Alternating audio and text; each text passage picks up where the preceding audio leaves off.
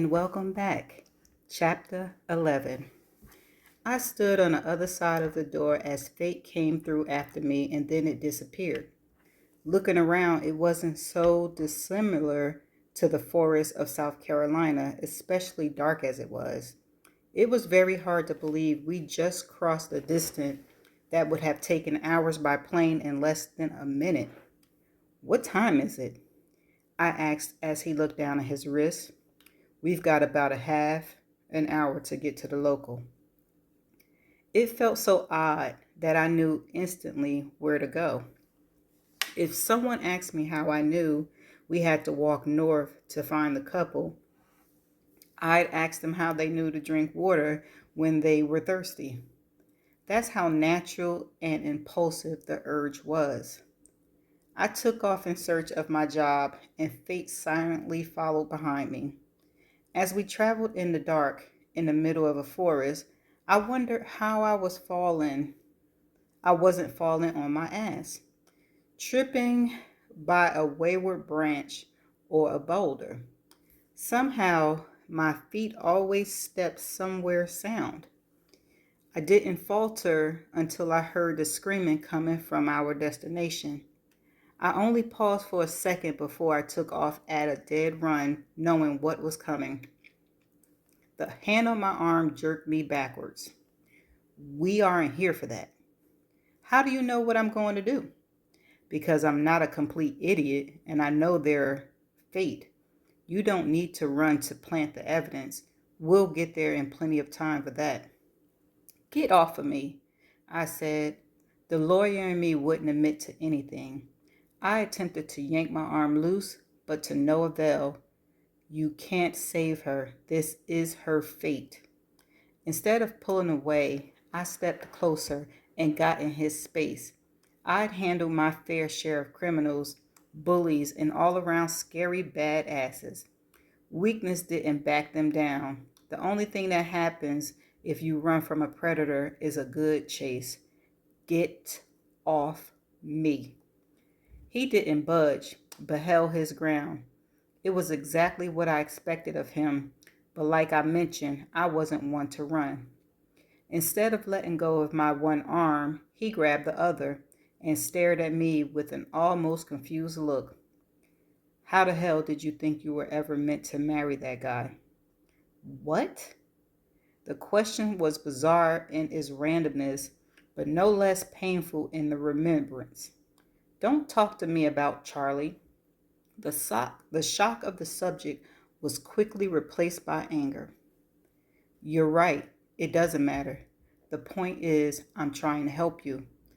And I'm telling you not to. I guess some people have to learn the hard way. He shrugged, but dropped his grip on me. No sooner was I off and running again that I fell flat on the ground, face to the dirt, and gasping to inflate my lungs. I turned to give him a dirty look. Sure, he was the cause of my fall, but he was 10 feet behind me. I pushed myself up, ignoring the sting of nettle between my palms, and took off running again. A low-lying branch that I knew hadn't been there a second ago knocked me hard in the head. The blow had been so bad that my head spun and my vision dulled. I moaned, now flat on my back as opposed to on my stomach. I felt a hand run over my forehead and looked up to see Fate leaning over me. His eyes was trained on my forehead where I was sure a large egg was forming, and for just a second he looked softer. Then his eyes met mine and they hardened. Are you ready to give up yet? It will just get progressively worse. He stood up and crossed his arms, standing in the same place from where he had just been squatting next to me. I stood up, a bit wobbly on my feet and without any offering aid from Fate. Are you done? He asked after I wobbled slightly. I guess I don't have a choice. I brushed off the twigs from my jeans and started walking again. How the universe knew I was willing to stay within my neatly pinned box, I didn't know, but nothing deterred my progress now. The desire still burned within me, though. I didn't consider myself bloodthirsty, but I wanted it today. I seen what that man was capable of, the snippets of what the woman's life had been like. She was probably better off dead than with him, but why should she be the one whose life was stolen? If I was karma, shouldn't I get some discretionary power? What if it's not enough? What if I don't agree? I asked in a hushed voice as we approached their campsite. I could hear the screaming clearly now. We don't decide what the job is, we just do it. This doesn't make sense to me. If the universe can stop me from killing him, why can't it do this itself? Some people are just born slightly out of reach. Of the universe? Yes. But why not have me kill him like the last guy? I don't know. Maybe rotting in jail cell for 50 years is the way things need to play out. Your fate, is that what will happen? If you do this, then yes. Neither of us spoke as we walked to the final distance. I knew exactly what was going to happen next. I seen it like a movie clip replaying in my head. We stopped right outside their clearing, and then Fate made a move to walk closer. What are you doing? Is that safe? They won't see us because they aren't supposed to. Fate walked in the area not far from where they had their campfire. He was as clear as day. The fire illuminated him in an alarming way, but neither of the occupants noticed him. But their chocolate lab was staring right at Fate. The dog definitely knew he was there. I can hear a low growl, but he didn't make a move towards Fate. The couple was too busy arguing to notice something amiss with their dog. Feeling more confident, I stepped out beside him. He leaned his head down slightly to the side. You can talk. How do they not see us or hear us? Are we invisible? We're just as tangible as we were a few hours ago, just shielded from view. The man went back from arguing to screaming again. He was carrying on and on about her flirting with someone, all while she denied it. The man was twice her size and loomed over the small brunette. Her hands were shaking as she cowered. He'd hit her before, even if I hadn't seen it. I'd known it. The evidence was there in her very stature, the pleading in her large eyes. She was scared. I wanted to scream at her. You knew what he was capable of. Why did you stay? Why didn't you leave before now? I cringed because I knew what was coming. His large fist connected with her stomach. I flinched with the pain she must have felt. And I also realized whatever was going to happen right now, he didn't intend to kill her. He hit her somewhere that could be hidden and not on her face. So what was going to change things? That part I hadn't seen. I watched her bent over form, hoping the outcome I seen was wrong. Maybe it would be okay. She straightened and I saw a look in her eyes I recognized. Something had snapped. The fear was gone. Oh no, lady. This was not the time to get some balls. This was the time for her to cling to fear because it might save her life. Fear isn't always bad. Sometimes it's the lighthouse on the shore telling you to steer out of the storm. Don't do it. Please. I looked upward. Fate turned to me, and I thought I saw regret in his face as well, but he turned back to the scene quickly. She straightened to her full height of a foot less than him. You bastard, I'm leaving you, and if you try to stop me, I'll fucking kill you. His hand struck out and were on her throat. He actually lifted her from the ground just by her neck. She grasped at his arms and clawed at his face. Her feet kicked wildly but never hit their target. He was choking her to death. I didn't think about what I should do or not. I reacted. Fate lunged for me but missed. I caught myself before I fell over the log that appeared in front of me.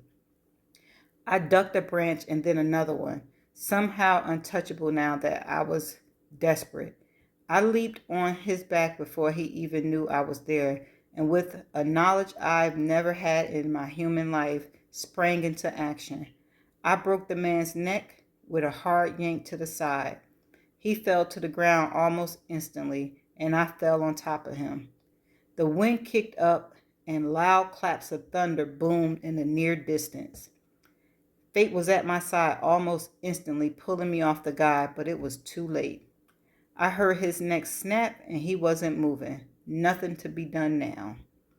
He knelt down next to me until his face was an inch from mine. What the hell did you do? I looked down at the guy, then back at Fate. I think I just gave him what was coming to him before he could screw that poor woman up any worse. I motioned to the woman I saved. She was staring right at us, eyes huge. Uh-oh, she was certainly seeing us now. How? You shouldn't have been able to. He was now looking right at the woman too, even though he was talking to me. The woman was on her knees, still gasping air back into her lungs. Her eyes never left us. Who are you? She managed to finally say with a raw voice, the marks on her necks already angry looking. Are you angels? I wonder what type of religion this woman believed in. That murder seemed like a saintly act. The guy had been such a bastard, I wasn't sure I should fault her logic. Her eyes darted back to Fate, but if she thought he looked like an angel, she really had a screw loose. No, we aren't, I said. Watch what you say to her, he said quietly under his breath, unless you want her to end up dead after all your handiwork. What's happening? The woman asked, looking from me to Fate. I saw the minute he had determined the new way forward out of this. From his initial reaction, I knew I'd thrown a pretty big wrench into the plan, so it wasn't a bad rebound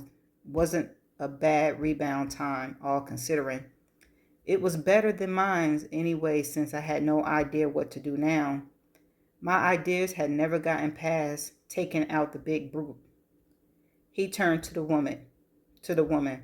Janet, you aren't going to tell anyone we were here. I know that's what you are planning to do right now. I also know the police will never find any evidence of us and you will land in jail. Fate had a strong presence by nature, but concentrated and in control as he was right now. I couldn't take my eyes from him. He was potent. I didn't want to admit it, but he lived up to every ounce of what you would expect someone in charge of people's fate would be. Do you understand me? When I didn't hear a response, I forced myself to look at Janet, who was nodding.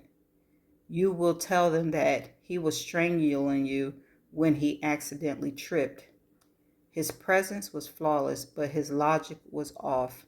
I cleared my throat to get his attention before I said, that'll never fly in court. I'm cleaning up your mess. You did your part. Let me handle it now. I held my hands up in surrender and let him continue. He squatted down next to her. Repeat that back to me. She repeated it back to him verbatim. When she finished, he nodded. That is going to keep you out of jail. Do you understand? She nodded again, and he seemed satisfied. One last thing. He's got money hidden. I don't know where, but it's there. You'll find it if you look. It's enough to keep you and the kids going. Again, just a nod. You're going to be okay. He gently cupped her cheek as he said it. Then he stood up and grabbed my arm like he was an uncouth animal, yanking me after him into the woods as rain started to pour down on us out of nowhere. The forest was lit with flashes of lighting. What was that all about? Why could he be so sweet to her? I can't believe you did that. He wasn't screaming, but he was beyond mad. I'm not sorry. And I wasn't, not even a little. Murdering the guy didn't even seem to bother me this time. Maybe it would be later. Could I just be in shock? Nah, it didn't feel like that this time. Much less traumatic the second time around. I guess you really did get over it. I had the clients tell me that, but I've never believed it. I also never thought I had the opportunity to find out either.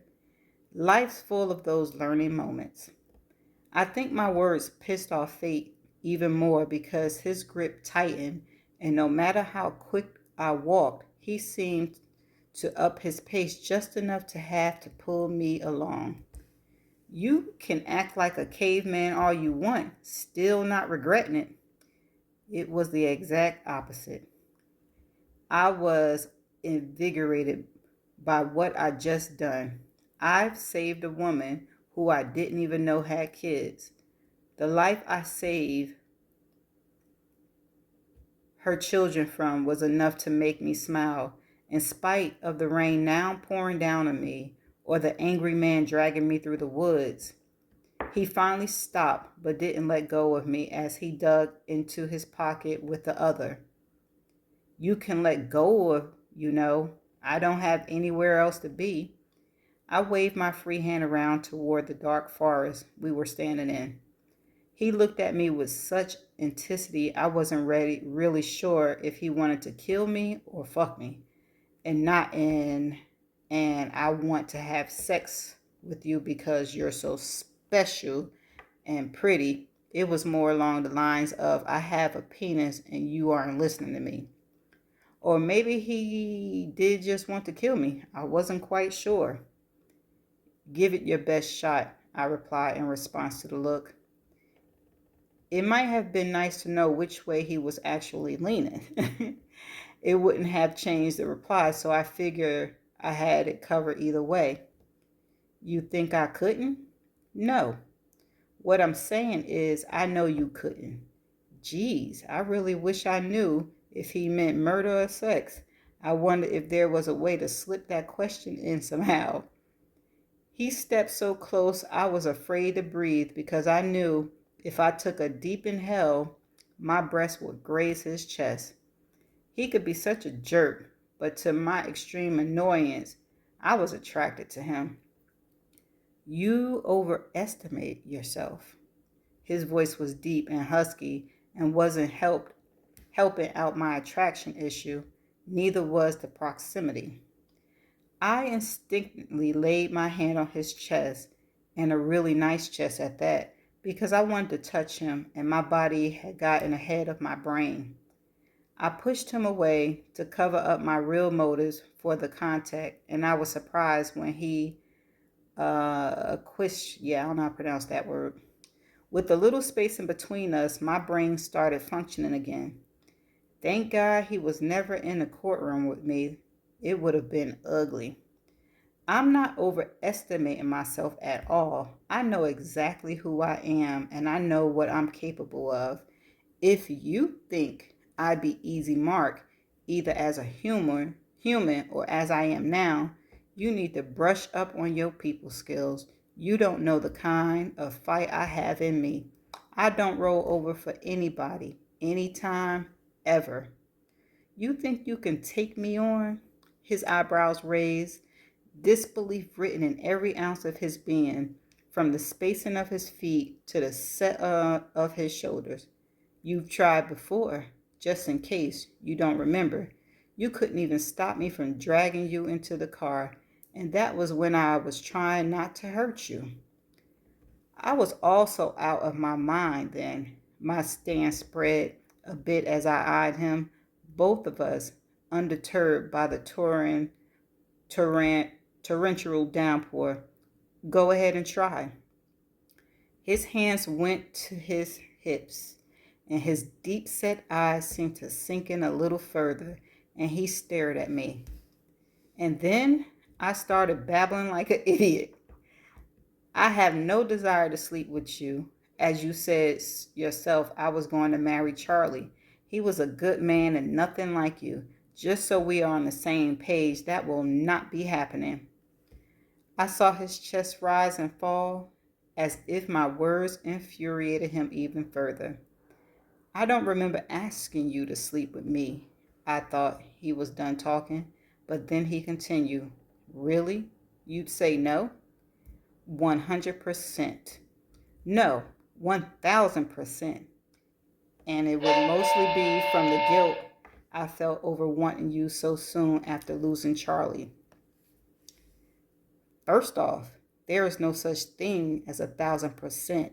You'll melt like chocolate if my hand's so you're full of it. You really think I'll stoop to sleeping with you after him?